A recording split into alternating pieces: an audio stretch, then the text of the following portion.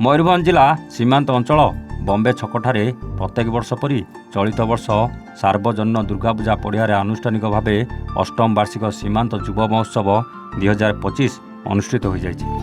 ସୀମାନ୍ତ ଯୁବ ସମିତି ଓ ଜାତୀୟ ଯୁବ ପ୍ରକଳ୍ପ ମୟୂରଭଞ୍ଜ ୟୁନିଟ୍ ଆନୁକୂଲ୍ୟରେ ଆୟୋଜିତ ଏହି ଯୁବ ମହୋତ୍ସବ 3 ଦିନ ଧରି ସଫଳତାର ସହିତ ସମାପନ ହୋଇଥିବା ବେଳେ ଅନ୍ତିମ ଦିନରେ କାର୍ଯ୍ୟକ୍ରମରେ ମଧ୍ୟ ବହୁ ମାନ୍ୟଗଣ୍ୟ ବ୍ୟକ୍ତିବିଶେଷ ଏଥିରେ ଯୋଗ ଦେଇଥିବା ଜଣାପଡ଼ିଛି। ମହୋତ୍ସବ ଆରମ୍ଭରେ ପ୍ରଥମ ଦିନରେ ବମ୍ବେ ଛକସ୍ଥିତ ଲୋକନାଥ ଶିବ ମନ୍ଦିରଠାରୁ ଏକ ବିଶାଳ ସାଂସ୍କୃତିକ ଶୋଭାଯାତ୍ରା ମଶାଲ ସହିତ ବାହାରି ଶତାଧିକ ଛାତ୍ରଛାତ୍ରୀ ଯୁବକ ଯୁବତୀମାନଙ୍କ ସହିତ ବଜାର ପରିକ୍ରମା କରି ମହୋତ୍ସବ ପଡ଼ିଆରେ ପହଞ୍ଚିଥିଲା। ସାରସକଣା ବ୍ଲକ ଅଧ୍ୟକ୍ଷ ତୁଳସୀ ସିଂ ଏଥିରେ ମୁଖ୍ୟ ଅତିଥି ଓ ସୀମାନ୍ତ ମହାବିଦ୍ୟାଳୟର ଅଧ୍ୟକ୍ଷ ପ୍ରଦ୍ୟୋତ କୁମାର ପାଲ ମୁଖ୍ୟ ବକ୍ତା ଭାବେ ଯୋଗଦେଇ କାର୍ଯ୍ୟକ୍ରମକୁ ଉଦ୍ଘାଟନ କରିଥିଲେ। ତତ୍ସହିତ ମହୋତ୍ସବ ପରିସରରେ କମିଟିର ସଦସ୍ୟ ଅଧ୍ୟାପକ ନିହାର ରଞ୍ଜନ ମହାତଙ୍କ ନେତୃତ୍ୱରେ ଖେଳ ଶିକ୍ଷକ ଶ୍ରଦ୍ଧାନନ୍ଦ ସାହୁଙ୍କ ପରିଚାଳନାରେ ଏକ ଭଲିବଲ ଟୁର୍ଣ୍ଣାମେଣ୍ଟ କରାଯାଇଥିଲା।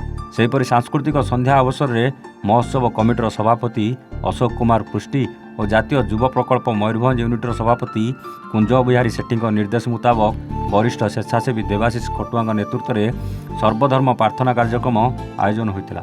ସାଂସ୍କୃତିକ ସନ୍ଧ୍ୟାରେ ପ୍ରଥମ ଦିନରେ ମୁଖ୍ୟ ଅତିଥି ଭାବେ ଉପଜିଲ୍ଲାପାଳ ଦୟାସିନ୍ଧୁ ପରିଡ଼ା ଯୋଗ ଦେଇଥିବା ବେଳେ ମୁଖ୍ୟ ବକ୍ତା ଭାବେ ଏଡିଏମ୍ଓ ଡକ୍ଟର ବିଜୟ କୁମାର ଦାସ, ସମ୍ମାନିତ ଅତିଥି ଭାବେ ତହସିଲଦାର ମନୋଜ କୁମାର କାର୍ଜି ଓ ପୂର୍ବତନ ଥାନା ଅଧିକାରୀ ମୃତ୍ୟୁଞ୍ଜୟ ପ୍ରଧାନ ପ୍ରମୁଖ ମଞ୍ଚାସୀନ ହୋଇଥିଲେ।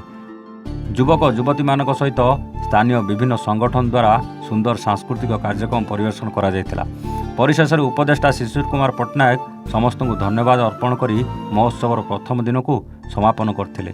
ଦ୍ୱିତୀୟ ଦିନରେ ମଧ୍ୟାହ୍ନରେ ପରିତୋଷ ସାହୁ, ଚିନ୍ମୟ ସାହୁ, ମାନସ କୁମାର ପୃଷ୍ଟି ଓ ଦିବ୍ୟରଞ୍ଜନ ମହାନ୍ତଙ୍କ ତତ୍ତ୍ୱାବଧାନରେ ଛାତ୍ରଛାତ୍ରୀଙ୍କ ମଧ୍ୟରେ ଚିତ୍ରାଙ୍କନ, କ୍ରାଫ୍ଟ ମେକିଂ, ଫ୍ୟାନ୍ସି ଡ୍ରେସ୍, ବକ୍ତୃତା ପ୍ରମୁଖ ପ୍ରତିଯୋଗିତା ଅନୁଷ୍ଠିତ ହୋଇଥିଲା।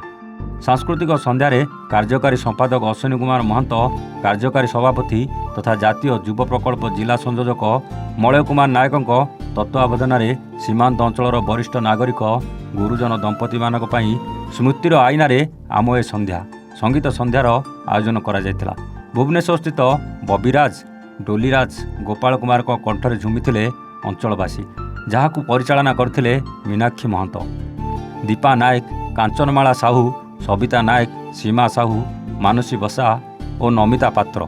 ସେହିପରି ଦ୍ୱିତୀୟ ସନ୍ଧ୍ୟାରେ ସ୍ୱତନ୍ତ୍ର ଅତିଥି ଭାବେ ମୟୂରଭଞ୍ଜ ମହାରାଜା ପ୍ରବୀଣ ଚନ୍ଦ୍ର ଭଞ୍ଜଦେଓ ଯୋଗ ଦେଇଥିବା ବେଳେ ମୁଖ୍ୟ ଅତିଥି ଭାବେ ପୂର୍ବତନ କେନ୍ଦ୍ରମନ୍ତ୍ରୀ ବିଶ୍ୱେଶ୍ୱର ଟୁଡୁ, ପୂର୍ବତନ ସାଂସଦ ଇଞ୍ଜିନିୟର ରାମଚନ୍ଦ୍ର ହାଁସଦା ଏବଂ ପୂର୍ବରୁ ସମ୍ମାନୀୟ ଅତିଥି ଭାବେ ଯୁବ ଆଇକନ୍ ଯୁବନେତା ଜିତେନ୍ଦ୍ର ମହାନ୍ତି ପ୍ରମୁଖ ମଞ୍ଚାସୀନ ଥିଲେ। ସଭାପତି ଅଶୋକ ପୃଷ୍ଟି ସ୍ୱାଗତ ସମ୍ଭାଷଣ ଦେବା ପରେ ମଳୟ କୁମାର ନାୟକ ବାର୍ଷିକ ବିବରଣୀ ପାଠ କରିଥିଲେ। ଦ୍ୱିତୀୟ ଦିବସ ଅନ୍ତିମ କାର୍ଯ୍ୟକ୍ରମ ପରେ ଏନ୍ୱାଇପି ସଭାପତି କୁଞ୍ଜ ବିହାରୀ ସେଠୀ ଧନ୍ୟବାଦ ଅର୍ପଣ କରି କାର୍ଯ୍ୟକ୍ରମକୁ ସମାପନ କରିଥିଲେ। ଅନୁରୂପ ଭାବେ ମହୋତ୍ସବ ତୃତୀୟ ଦିବସରେ ସକାଳ 9ଟା ସମୟରେ ପ୍ରଫେସର ସରୋଜ କୁମାର ନାୟକଙ୍କ ଅଧ୍ୟକ୍ଷତାରେ ଜାତୀୟ ସ୍ତରୀୟ ସାହିତ୍ୟ ଓ ଭାଷା ଉପରେ ଆଲୋଚନା ଚକ୍ର ଅନୁଷ୍ଠିତ ହୋଇଥିଲା। ଏଥିରେ ମୁଖ୍ୟ ଅତିଥି ଭାବେ ପଦ୍ମଶ୍ରୀ ଦମୟନ୍ତୀ ବେଶ୍ରା ଯୋଗ ଦେଇଥିବା ବେଳେ ସମ୍ମାନିତ ଅତିଥି ଭାବେ ପୂର୍ବତନ ବିଧାୟକ ଡକ୍ଟର ବୁଡ଼ାନ ମୁର୍ମୁ ଯୋଗ ଦେଇଥିଲେ। ଏହି ସାହିତ୍ୟ ଆଲୋଚନା ଚକ୍ରରେ ପଡ଼ୋଶୀ ଝାଡ଼ଖଣ୍ଡ, ପଶ୍ଚିମବଙ୍ଗ ଓ ଓଡ଼ିଶାରୁ ବିଶିଷ୍ଟ ସାହିତ୍ୟପ୍ରେମୀ ଓ ଭାଷାପ୍ରେମୀ ଗବେଷକ, ଓଡ଼ିଆ ବିଭାଗ ଛାତ୍ରଛାତ୍ରୀ ଯୋଗ ଦେଇ ନିଜ ଲେଖା ଉପସ୍ଥାପନ କରିଥିଲେ। ସମ୍ବାଦ ଖବରକାଗଜର ସବ୍ ଏଡିଟର ରୁଦ୍ରରଞ୍ଜନ ସେଜପଡ଼ା, ଶିବଲାଲ ମହାନ୍ତଙ୍କ ପରି ବିଶିଷ୍ଟ ବ୍ୟକ୍ତିବିଶେଷମାନଙ୍କୁ ଏହି ଅବସରରେ ସମ୍ବର୍ଦ୍ଧିତ କରାଯାଇଥିଲା।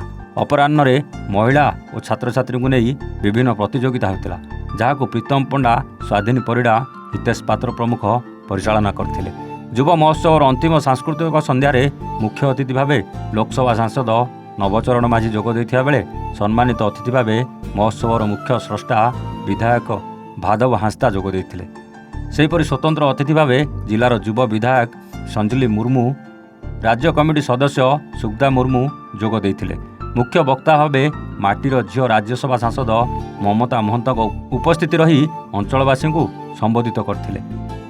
ଦୀର୍ଘ ବର୍ଷ ଧରି ମହୋତ୍ସବ କମିଟି ଓ ଜାତୀୟ ଯୁବ ପ୍ରକଳ୍ପ ସଂଗଠନର ବିଭିନ୍ନ କାର୍ଯ୍ୟକ୍ରମ ଚାଲିଥିଲେ ସୁଦ୍ଧା ବହୁବାର ଦାବି କରିବା ପରେ ମଧ୍ୟ କାର୍ଯ୍ୟାଳୟ ଗୋଟିଏ ହୋଇପାରି ନାହିଁ, ଯାହାକୁ ନେଇ କମିଟି ତରଫରୁ ନିର୍ବାଚିତ ଲୋକପ୍ରତିନିଧିମାନଙ୍କୁ ସୂଚିତ କରିବା ପରେ ବିଧାୟକ ସଞ୍ଜଲି ମୁର୍ମୁ, ବିଧାୟକ ଭାଦବ ହାଁସଦା ଏବଂ ସାଂସଦ ନବଚରଣ ମାଝୀ ଏନେଇ ସହଯୋଗ କରିବେ ବୋଲି ମଞ୍ଚରେ ପ୍ରତିଶ୍ରୁତି ଦେଇଥିଲେ। ସେହିପରି କମିଟିର ସୁବିଧା ଅସୁବିଧାରେ ସବୁବେଳେ ସାଂସଦ ମମତା ମହନ୍ତ ରହିଛନ୍ତି ବୋଲି କହିଥିଲେ। ଏହି ଅବସରରେ କୃତି ପ୍ରତିଯୋଗୀଙ୍କୁ ପୁରସ୍କାର ବିତରଣ କରାଯିବା ସହିତ ଅଧ୍ୟାପକ ଶିଶିର କୁମାର ପଟ୍ଟନାୟକଙ୍କୁ ତାଙ୍କ ନିଃସ୍ୱାର୍ଥପର ସମାଜସେବା ପାଇଁ ସମ୍ବର୍ଦ୍ଧିତ କରାଯାଇଥିଲା। ସମାଜସେବୀ କନିକା ବୋଷ, ପତଞ୍ଜଳି ନନ୍ଦ, ଦୀପକ କୁମାର ସେଠୀ ପ୍ରମୁଖ ମଞ୍ଚ ପରିଚାଳନାରେ ସହଯୋଗ କରିଥିଲେ। ଆକର୍ଷଣୀୟ ର୍ୟାମ୍ପ ଶୋ ଓ ନୃତ୍ୟ ଦର୍ଶକଙ୍କୁ ରାତି 11:30 ପର୍ଯ୍ୟନ୍ତ ବାନ୍ଧି ରଖିବାରେ ସଫଳ ହୋଇଥିଲା। ଶ୍ରେଷ୍ଠ ସ୍ୱେଚ୍ଛାସେବୀ ଭାବେ ସୀମାନ୍ତ ମହାବିଦ୍ୟାଳୟ ଓ ଶରତ ପାଲ କଲେଜର ସ୍ୱେଚ୍ଛାସେବୀଙ୍କୁ ପ୍ରମାଣପତ୍ର ସହ ଉପହାର ପ୍ରଦାନ କରିଥିଲେ ମହୋତ୍ସବ କମିଟି। ପରିଶେଷରେ ଉଦ୍ଯାପନୀ ଦିବସରେ ସମାପନ କରିବାକୁ ଯାଇ ବାସୁଦେବ ପାତ୍ର ସଭିଙ୍କୁ ଧନ୍ୟବାଦ ଜ୍ଞାପନ କରି ଅଷ୍ଟମ ଯୁବ ମହୋତ୍ସବ କାର୍ଯ୍ୟକ୍ରମ ସାଙ୍ଗ କରିଥିଲେ। ମହୋତ୍ସବକୁ ସଫଳ କରିବା ପାଇଁ ସୁମନ କୁମାର ସାହୁ, ଲମ୍ବୋଦର ନାୟକ, ଶିବନାରାୟଣ ପରିଡ଼ା, ଦୁର୍ଗାପ୍ରସାଦ ମହନ୍ତ, ରାଜେଶ କୁମାର ଭୂୟାଁ ପ୍ରମୁଖ ସମ୍ପୂର୍ଣ୍ଣ ଦାୟିତ୍ୱ ନିର୍ବାହ କରିଥିଲେ। ଅଷ୍ଟମ ବାର୍ଷିକ ଏହି ମହୋତ୍ସବ ସବୁ ବର୍ଗର ଲୋକଙ୍କ ପାଇଁ କାର୍ଯ୍ୟକ୍ରମ ଆୟୋଜନ କରି ବେଶ୍ ଲୋକପ୍ରିୟ ହୋଇପାରିଥିବା ନେଇ ଲୋକେ ମତବ୍ୟକ୍ତ କରିଛନ୍ତି। ସ୍ଥାନୀୟ ଅଞ୍ଚଳର ବ୍ରିଗେଡ୍ ସ୍କୁଲ, ସରସ୍ୱତୀ ଶିଶୁ ବିଦ୍ୟା ମନ୍ଦିର, ଲିଟିଲ ଷ୍ଟାର ପ୍ଲେ ସ୍କୁଲ, ସୀମାନ୍ତ ମହାବିଦ୍ୟାଳୟ, ଝାରପୋଖରିଆ ସରକାରୀ ଉଚ୍ଚ ବିଦ୍ୟାଳୟ, ଜାଭିୟର ସ୍କୁଲ, ମାଉଣ୍ଟ ଭେଲି ପ୍ରମୁଖ ଶିକ୍ଷାନୁଷ୍ଠାନ ସାମିଲ ହୋଇ କାର୍ଯ୍ୟକ୍ରମକୁ ସଫଳ କରିଥିଲେ। ମୟୂରଭଞ୍ଜରୁ ମଳୟ କୁମାର ନାୟକଙ୍କ ରିପୋର୍ଟ, A1 ଓଡ଼ିଶା।